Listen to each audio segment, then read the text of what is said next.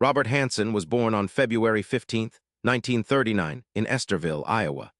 By the time he reached his teens, neighbors and classmates would later describe a boy marked by acne scars, a pronounced stutter, and a deep, simmering resentment of the girls who would not look at him. Court records and later psychiatric reports would point to that adolescence again and again as the foundation of the rage that followed. In 1960, at the age of 21, Hansen was arrested in Pocahontas, Iowa, for burning down a school bus garage. He served 20 months. After his release, his first marriage ended quickly when his wife learned of the conviction. In 1967, Hansen and his second wife moved to Anchorage, Alaska. The state was, in those years, a place where a man could disappear into himself. Anchorage had a transient population of pipeline workers, dancers, and women working the bars of 4th Avenue. People came and went. People vanished, and no one always asked why. Hansen built a bakery on Old Seward Highway. He earned a reputation as a skilled big-game hunter, a man who held official Boone and Crockett records for a Dall sheep taken with a bow. He flew a small Piper Super Cub aircraft into the bush. To anyone who knew him in daylight, he was an unremarkable, even meek fixture of the community. But behind that life, beginning in the early 1970s, women began to disappear. Sex workers, topless dancers, women on the margins whose absences did not generate front-page headlines. For more than a decade, Anchorage carried a quiet undercurrent of missing persons reports that individually looked like nothing. Together, they would later look like a pattern. The case broke on June 13, 1983. That morning, a trucker on the outskirts of Anchorage saw a young woman running barefoot along the road, a pair of handcuffs dangling from one wrist. She was 17 years old. Her name was Cindy Paulson. Paulson told Anchorage police a precise, terrifying story.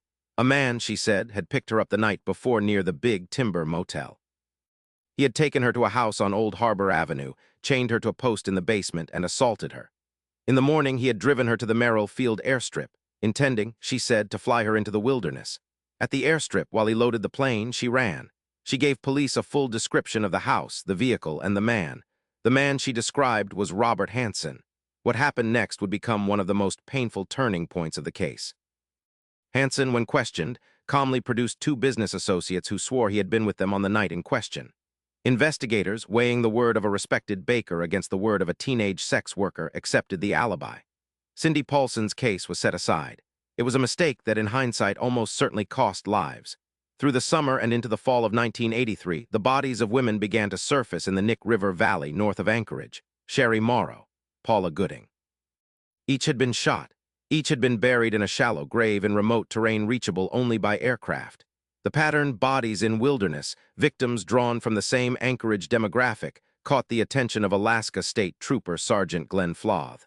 Floth began pulling missing persons files. The list grew alarming. He contacted the FBI's Behavioral Science Unit at Quantico.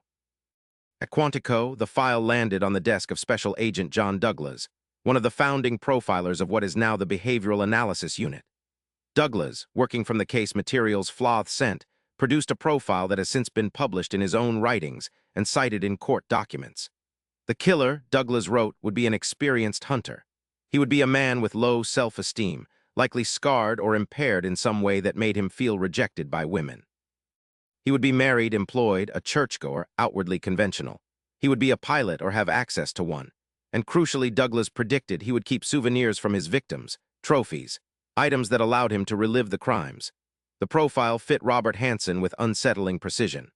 On October 27, 1983, armed with a search warrant, Alaska State Troopers entered Hansen's home on Old Harbor Avenue.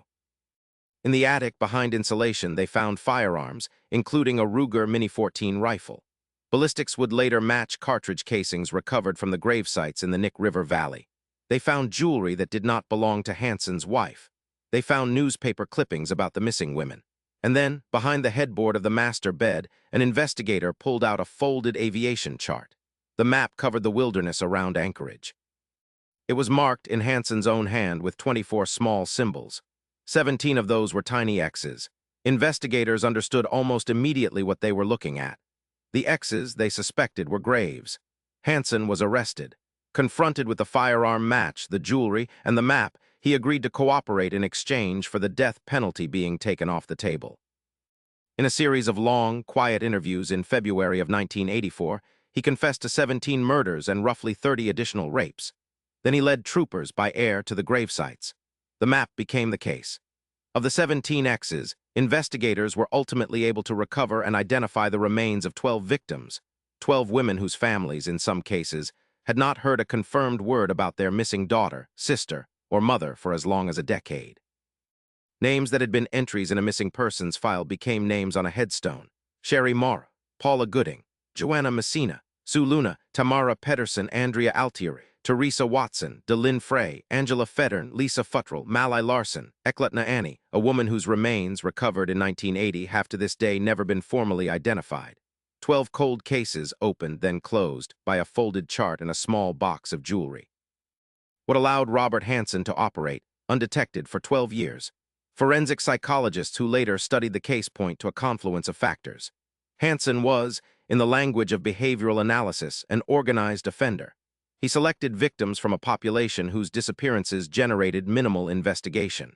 He controlled the geography of his crimes, using his aircraft to move bodies into terrain that, without inside knowledge, was effectively unsearchable. And he maintained an outward life so unremarkable that it functioned as camouflage. But the trophies, the jewelry, the map, point to something deeper. In the literature on serial offenders, trophy-taking is understood not as a practical act, but as a psychological one. The objects allow the offender to re-experience the crime, to maintain a sense of control over the victim long after the act itself. For Hansen, court-ordered psychiatric evaluations described a man with bipolar features and a profound, lifelong sense of humiliation by women, a humiliation he traced to his adolescent acne and stutter. The map, the jewelry, the careful record-keeping, these were, for him, an inversion, a way of transforming the women who he believed had rejected him into possessions he alone controlled. There is a second, harder lesson in the Hansen file, one that investigators in Anchorage have spoken about openly in the years since. When Cindy Paulson came to police in June of 1983, she gave them, in essence, the entire case. The house, the basement, the airstrip, the plane. She named Robert Hansen, and she was disbelieved in part because of who she was and who he appeared to be.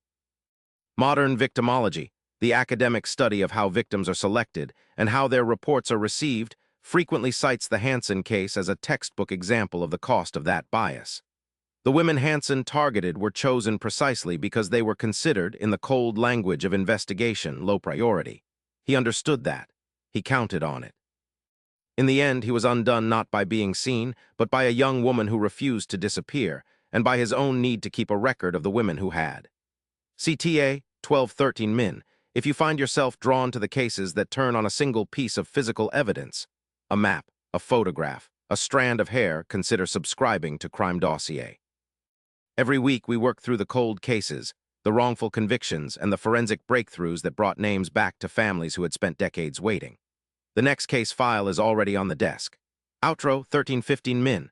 Robert Hansen pleaded guilty on February 28, 1984, to 4 counts of first-degree murder, along with kidnapping, assault, and weapons charges. He was sentenced to 461 years in prison plus life, with no possibility of parole. He died on August 21, 2014, at the Anchorage Correctional Complex at the age of 75. 5 of the X's on his map have never been matched to a recovered victim. Eklatna Annie, found in a shallow grave north of Anchorage in the summer of 1980, remains unidentified. Somewhere, in all likelihood, a family is still waiting for an answer that may already exist, buried in tundra, marked only by a pencil mark on a chart Hansen folded into his bedroom wall. The Hansen case is often described as the story of how a killer was caught. It is more honestly the story of how 12 women, long after their deaths, used the only voice still available to them, a hidden map, a piece of jewelry, a cartridge casing in frozen ground to make themselves heard. Their names belong in the record. So does the warning their case carries, that the people most likely to be hunted are the people we have already decided not to look for. In 1983, Alaska State troopers searching the home of Anchorage baker Robert Hansen pulled a folded aviation chart from behind his bed. 24 pencil marks, 17 X's. Each one, they would soon learn, marked a grave.